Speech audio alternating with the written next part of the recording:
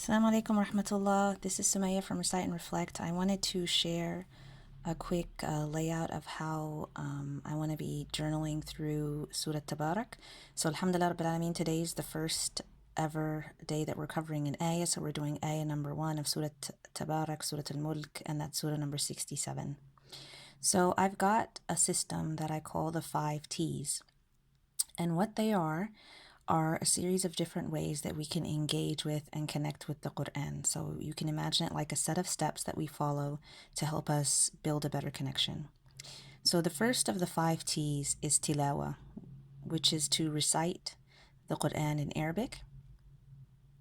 The second is tajweed, and this is where I want to highlight any points that have to do with the recitation and pronunciation. Rules of tajweed that apply to the ayah, kind of things to look out for and common mistakes that people make when they're reciting, things to just pay attention to improve your recitation across the board.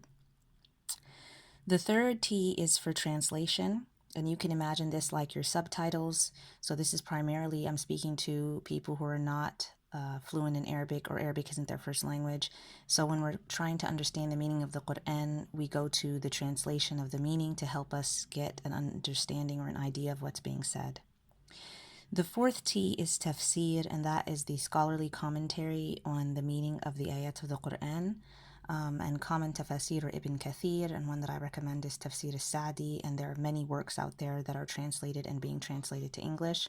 So to take a look at these, and the point behind doing that is to get background on the meaning of the ayah so that you can understand any details that could help you have a clear picture as to what is being addressed and what the ayah is about, beyond just the basic meaning that you get from the translation. The fifth and final T is Tadabbur, which is to reflect on the meaning of the ayah, and that is for you to connect with the meaning in some personal way. So once I know what it means and I understand the scholarly commentary, so I have the background as to what the ayah is about from an authentic source, and then from there what I do is I look at my own personal thoughts and reflections on what I've read and how I feel this connects with my daily life. So those are the 5 T's. So I'll go ahead and go through them with this ayah from ayah number 1 of Surat Al-Mulk, surah number 67. So step 1 is tilawa, to recite the ayah in Arabic. أعوذ بالله من الشيطان الرجيم بسم الله الرحمن الرحيم تبارك الذي بيده الملك وهو على كل شيء قدير. Okay, alhamdulillah. So in terms of a few highlights with regards to the recitation of the ayahs, so things to look out for. So what I've got written down here, starting from the word tabarak, is the letter ta in the very beginning. Ta is a light letter. Sometimes because of the way that it's pronounced in different languages, we tend to want to make ta a heavy letter. So to say ta, tabarak, tabarak. But it's not ta, it's ta. So we say alif ba ta. So whenever you're trying to make sure you've got the heavy and light situation correct, go back to the basics. Ta, ti, tu, ta, tabarak. The same is also with the ba. So ba, sometimes we want to say ba.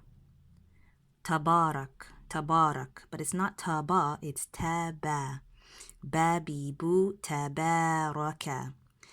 The next one is the letter dhal, and this is something that a lot of people growing up were taught to pronounce it like the letter Z, like to say allazi. So it's something that you have to actively work to overcome and change.